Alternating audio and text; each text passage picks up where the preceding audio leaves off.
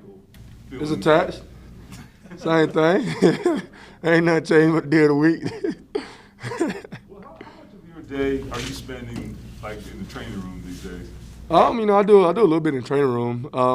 I come in, do everything I can here, but then on, my Thursday, Fridays, and Saturdays are the, my longest days of my week. My guy comes in, go straight home. I work till probably, maybe 1 o'clock. Some nights, just, making sure when I get off the table, I feel good enough to practice. And then, when Fridays come, I want to make sure that I feel good in practice. And then after Friday, I go home, get on the massage table, and then I'm back on the table with the ankle again, all the way up till probably late that night again. And then if needed on Saturday, it starts back over again. So what is that like hot, cold treatment? What are you doing there? Nah, it's a lot of, there's a lot of big words that I don't know, It's a lot of microcurrent thingy, they got some kind of machine that he used, try to get the calcification off of it, try to heat all the muscles up around it, trying to move the ankle, just making it so, I can just, be, feel good enough to play. It has been yet where I go into a game, feeling, 100%, I want to feel comfortable. And, last game was the first time all year where I walked in, I said, okay, this might be a game that I can actually, take over. Did you feel? Oh, I felt amazing. Yeah, I did. I mean, I felt, even just watching the tape, when I blitz and, my blitz pattern was, was, way faster. And then, when the ball's on the opposite number, I'm running, way over there, making a tackle.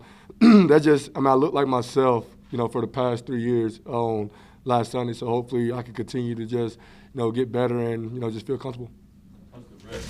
That's like your weapon. Yeah, it's a little sore, but it's okay. I always say, pain is temporary, pride is forever. Pain is always going to come and go, but, you got to make sure that, you do everything you can in your will to, to make sure that you're out there and do everything you can to get this team a victory. As one of the leaders on this team, and you've been in this league long enough, you guys keep losing these tight games. And I wonder if it's not a technical thing. It's not like Naheem knows how to catch the ball and et cetera, all these mistakes you guys have made.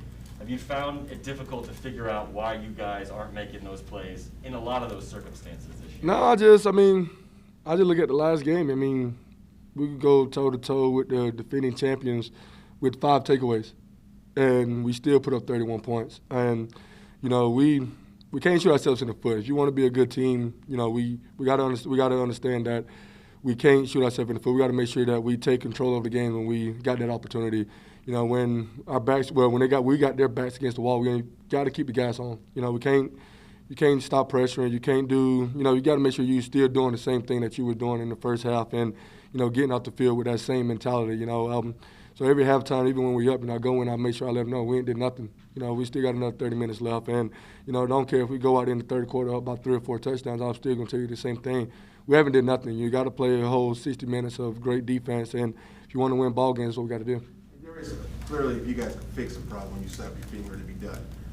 Are you surprised that you're heading at this point of the season and, you kind of said the same thing to us after, the Tennessee game, the Baltimore game. Are you surprised that you guys haven't been able to fix that problem?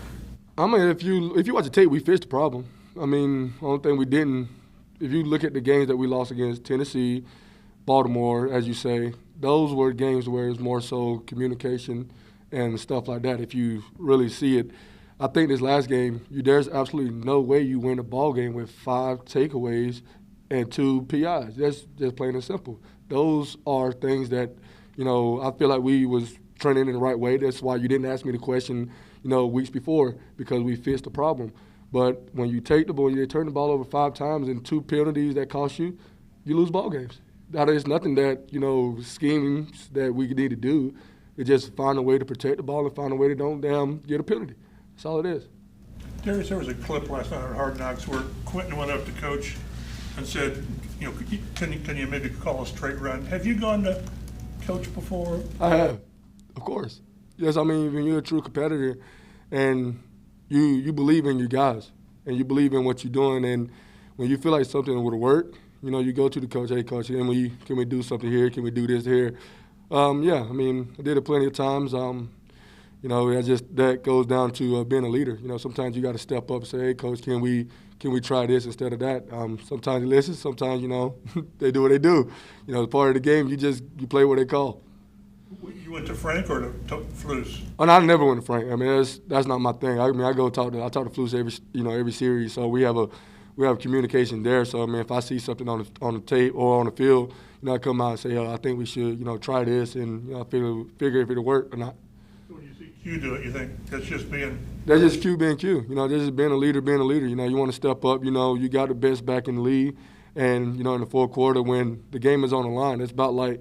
Defensively, for me, if the game's on the line, put me in a position to make a play. And he wanted that for JT. He wanted, the O-line. He wanted the game to be put on the O-line's shoulders, and that's what you want from a true leader. And that just let you know that Q Nelly is not going to back down for anybody. They got the best run-stop defense. He wanted to find out. He wanted to see, can they really be disciplined for 4 quarters. With your right wrist, you made a mention after the game about it impacting you. If you had to, can you punch the ball with your left just as good? No, not with the left. But in my mind, I'm gonna continue to punch this right. There's no ands if buts about it. I mean, like I said earlier, pain is temporary, pride is forever. I just feel like that small little pain. If you get that ball out, you're off the field, and that pain is gonna go away when you get to that sideline. So sometimes you gotta give the game. You gotta. When people say they give the game so much, when they say blood, sweat, and tears, they leave it all on the field. That's the true meaning, like, me knowing my wrist hurt. Am I going to try to take this ball away for this team? Yes, I'm going to continue to do it because it's bigger than me. When I go out there on that field, it's not that, okay, D. Leonard, you 85% and let's go 75% today. Now I'm going to go balls out, and I'm going to give absolutely everything I got because everything I do in this world is way bigger than me. I'm doing it for my teammates. I'm doing it for my family. I'm doing it to make sure that my kids got food on their table. Remember the first time you punched the ball out? Do I remember? Yeah. In the league or high school? High school. I would say the last time that I think I remember for the first time was probably in college against it was a D2 school playing at home. There was yellow and blue. I mean yellow team. I can't remember the name right now. And I got a picture of me. It's identical to the Jets game. It was a screen to my right, and I run it. I mean, the picture is identical. That was the first time I think that I remember me actually punching that ball in the game, and I think that's where it kind of went from there. In a way, is it an intoxicating feeling to take the ball away at this rate? Yeah, yeah. I mean, each game that each time I go out there, I'll say you got to take the ball away, and that's the ultimate goal each and every time. I just remember that, my first year, having all the takeaways. Year 2, it kind of went down. I think year 2 kind of slowed me down a little bit after week 1. If y'all remember week 1, 2019, when we came back after the Chargers game and all the missed tackles, and it came back to, guys punching at the ball before they trying to tackle. So I kind of backed off there. And then I just got to a point where I feel absolutely confident in myself as doing it, being able to punch and tackle at the same time. And that's just been my thing, and I just feel like, these guys are looking for me to hit them instead of, protecting the ball. So every opportunity that I get with my right hand exposed, ball in their right hand or their left hand, I'm gonna take that chance because I'm trying to be the turnover king. That's my ultimate goal. Last year, I wasn't the turnover king in the Colts organization, so that kind of upset me a little bit. T.J. Carey. Are you surprised that? I mean, you've got that reputation now. I mean, guys know you're coming in and you're going to try to, TKO them with that. Are you surprised that they haven't been able to do it, or is it a matter of just how strong you punch? I think it's a little bit of both. I punch with precision. I think that, I don't take a dumb punch. I got to make sure that I got a clear look at the ball, and I know, the ball carrier because, Coach Scotty, he does a great job of teaching our guys how to protect the ball. So, I'm asking Coach Scotty, what are you teaching the guys, what makes it hard for a defender to punch the ball out? So I'm watching Naheem, I'm watching JT, I'm seeing them in practice. And after the Tennessee game, after I fumbled, they put me up there in front of the whole team. And Coach Scotty taught me, taught me how to protect the ball.